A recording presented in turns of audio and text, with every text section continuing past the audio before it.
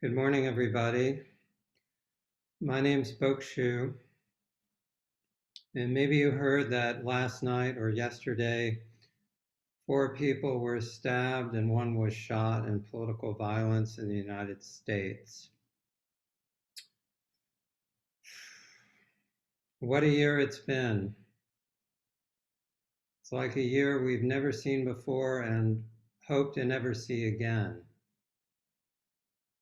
Thinking back to this time in 2019, who would have dreamed that we would be living in public health purgatory all these months? Who would have guessed that 1.6 million people worldwide would die, and at least 72 million others would be sickened by a disease unknown to us a year ago?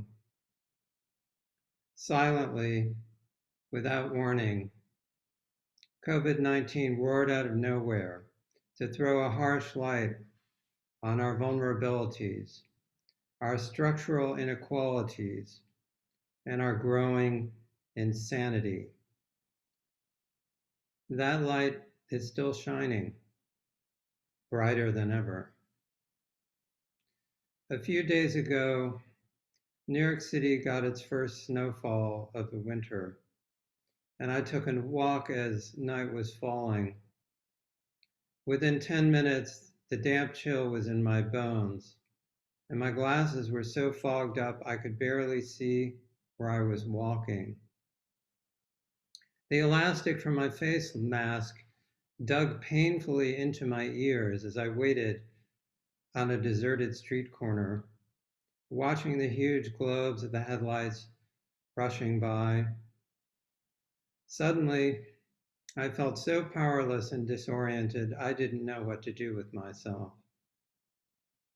And then the light changed. It was time to walk. So I walked. And moving, I realized something surprisingly comforting. This is exactly how it is. Right now, this is how it is. There's no past to go back to, no future to rely upon. There isn't even such a thing as now. There's just stumbling blindly along a quiet street near 6th Avenue in New York City, shivering and in pain, and not resisting any of it. Even during normal times, the holidays prompt us to take stock and try to make sense of the year that was. And as this very abnormal year draws to a close, my need to make sense of my pain and confusion feels more urgent than usual. This urgent need is part of a pattern I've gotten to know through my Zen practice, and maybe some of you share this pattern. It goes like this. When I want to make sense of something painful or confusing, I'm usually trying to protect myself from my feelings. When I try to make sense of a difficult experience, I'm containing it so that it won't overwhelm my meager capacity to cope with something beyond my control.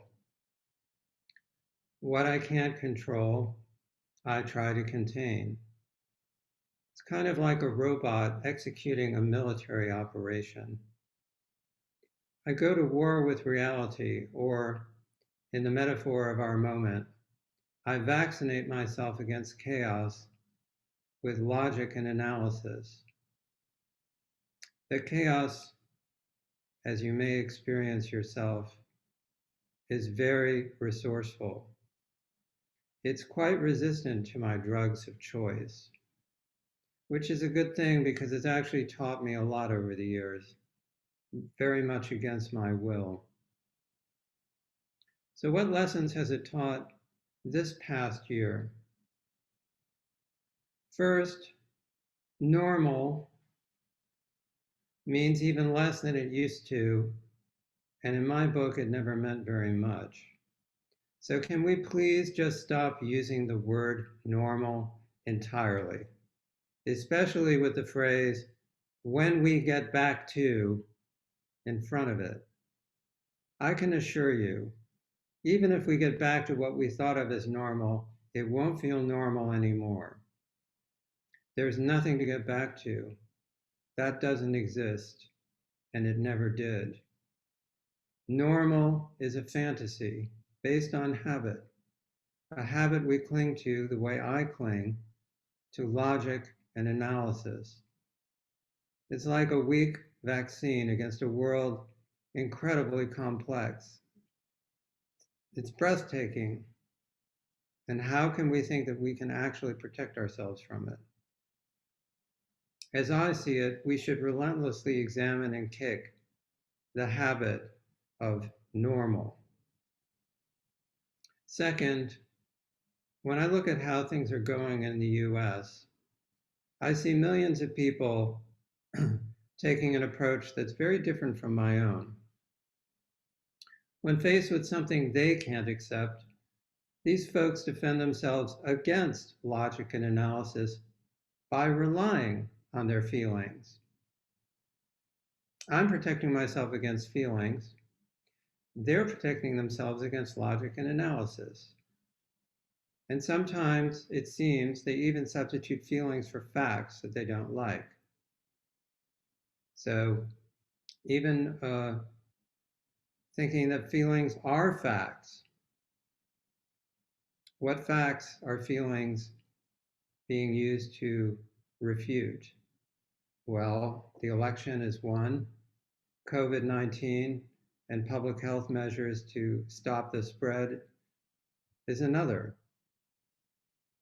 Seeing the way these people defend themselves against what I define as reality, I want to defend myself against their way of defending themselves. On a larger scale, I see the same pattern in the whole country of two sides talking past each other because their strategies for coping with reality are diametrically opposed.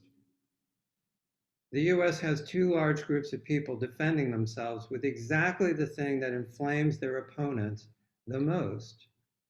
So we keep going around and around and around in these hideous circles of intractable conflict. Everyone is playing defense, entrenched in their circles of suffering.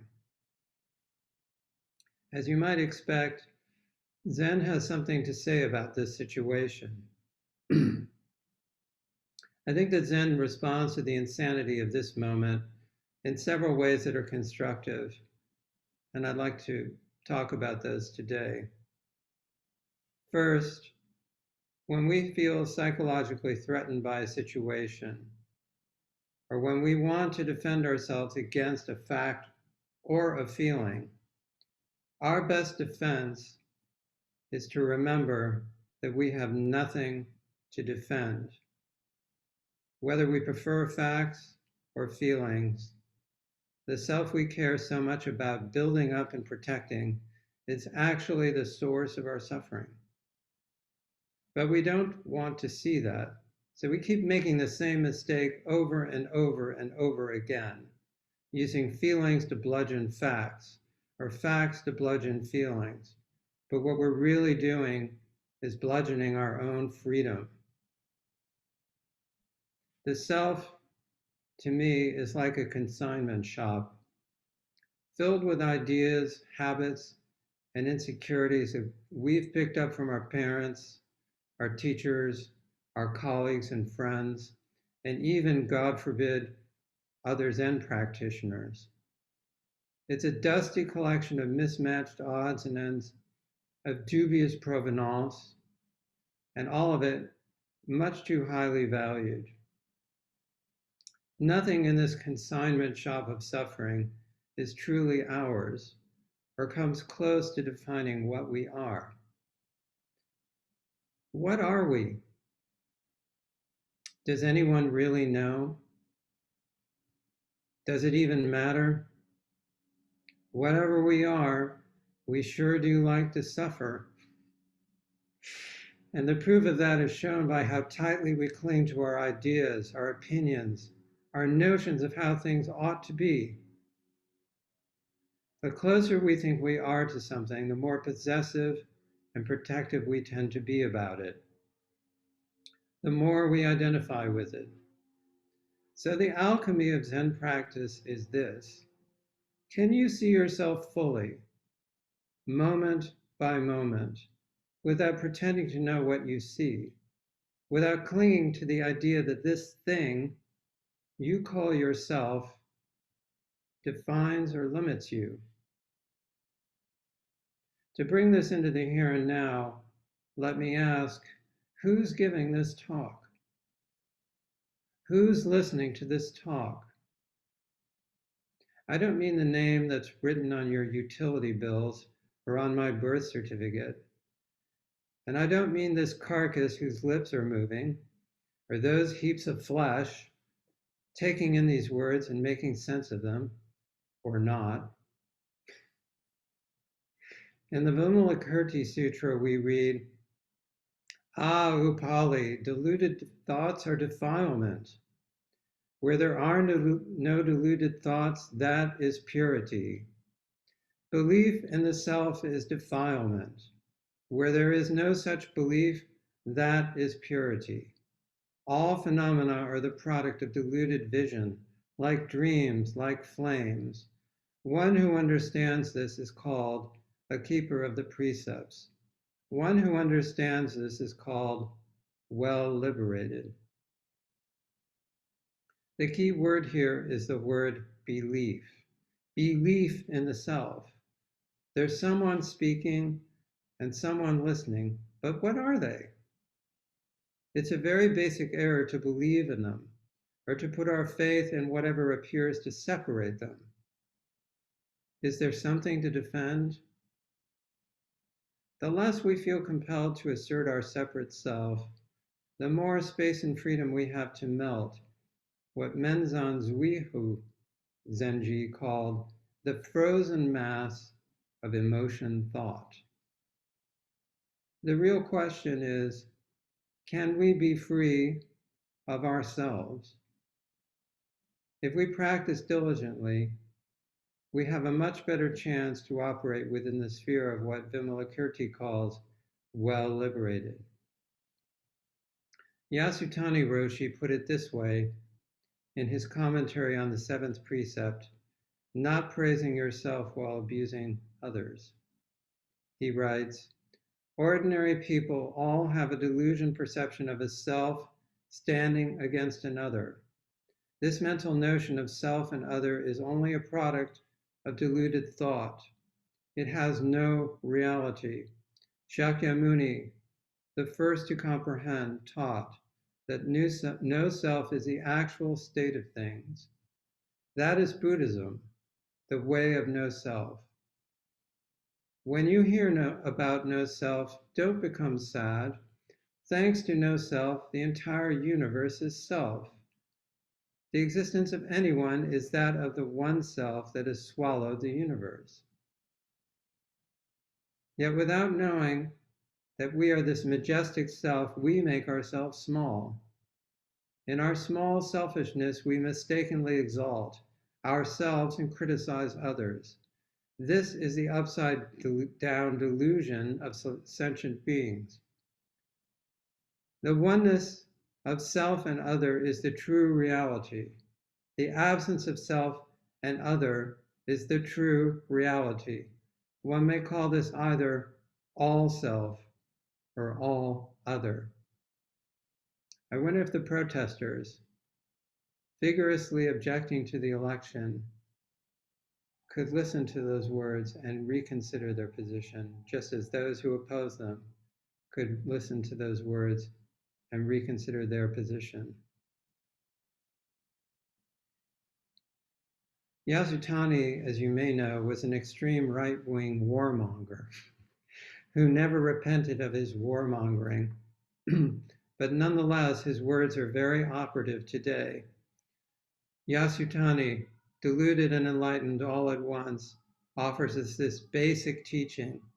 Given his own problems, I don't imagine he came to this realization easily, and that goes double for us. Do you want to be a good person in contrast to all those bad people you oppose? Don't bother. Just put one foot in front of the other. Stumble blindly along through the night and see where that leads you. The second thing that Zen has to say about the current insanity of public discourse in the United States is that our perceptions, individual and collective, are not reality. This naturally follows from what I just discussed. How can the perceptions of a made-up being with such limited insight be given any weight? You might ask yourself that question right now. How can the words of this speaker, this being with very limited insight, be given any weight? We're all made-up beings with limited insight, and our insight is never more limited than when we think we have insight. The longer I practice, the more bored I become with my own viewpoint and beliefs. When you get right down to it, I often feel that my own viewpoint and beliefs are inexpressibly dull or amusing. But I'm not urging people to abandon their viewpoints or beliefs or to refrain from acting on viewpoints and beliefs in the public square. I feel it's essential that we participate in the democratic process and advocate for what we believe in. But as we do this, we can't lose sight of our own ignorance. We can't act as if we were the keepers of the truth, of justice, in the American way. We have to act out of an abiding sense of humility, animated first and foremost by the desire to do no harm. Unfortunately, the loudest voices in the United States are not acting with this spirit in mind. The more passionately people believe they are in possession of the truth, the more dangerous the situation becomes. Many people do not believe that we had a free and fair election in November. Many people do not believe that COVID-19 exists, or that public health measures to contain it and save lives are effective. There is factual evidence to debunk both of these viewpoints, but that simply does not matter. Belief in the narrative one prefers has supplanted facts, logic, and analysis. As you can imagine, this drives me absolutely insane. But that's my problem. In raising these examples, I have no intention of imposing a political point of view on anyone. If anyone listening to this talk wants to believe that COVID-19 is a hoax, or that large-scale voter fraud was committed in the 2020 US general election, go right ahead. But I do contend that the fervor with which these beliefs are being advocated is causing enormous suffering. Moreover, how can we function as a society when people cannot agree on basic facts? From the Zen point of view, this world of phenomena is unreal, but we have to agree on the nature of this unreality so that society can continue to function and address our basic needs. Speaking of hoaxes, when I was growing up, I had a memorable conversation with an African American woman who spent a lot of time working in my home. Her name was Mabel Friedman, and she was, in essence, my primary caregiver for several years at a formative stage in my childhood. Whether she realized it or not, Mabel taught me some things that have become part of the foundation of my character. The conversation I'm referencing is about the first moon landing. It was all that anyone was talking about at the time, so naturally it came up in my many conversations with Mabel. To my surprise, Mabel did not believe in the reality of the moon landing. She firmly maintained that the whole thing was fake, that it had been staged in some special TV studio. Young though I was, I argued with her, asking why anyone would bother to fake the moon landing. I can't remember how she answered me, but we never did agree on the reality or unreality of the Apollo 11 mission. And the truth is, neither of us knew. Neither of us was on the moon when Neil Armstrong stepped off the lunar module, nor were we orbiting above the lunar surface. The causes and conditions in our lives were distinctly different, and we blindly followed those to formulate our viewpoints on the unknowable truths before us. From the Zen point of view, if you say that the moon exists, you defile it. If you say it does not exist, you're forever sunk in birth and death. Walking on the moon or not walking on the moon is entirely beside the point. Stumbling blindly and in pain along a deserted street without a hint of separation from the experience is much closer to the point. When he spoke with the first two astronauts on the moon, then President Richard Nixon said, without reference apparently to feelings or facts, quote, "Because of what you have done, the heavens have become part of man's world." But tell me, when have the heavens not been part of man's world? When has man not been part of heaven's world? Man's world and heaven's world are both right here. A real robot, one named Bina 48, was once asked by a reporter what it was like to be a robot. Bina 48 replied, "Even if I appear clueless, perhaps I'm not.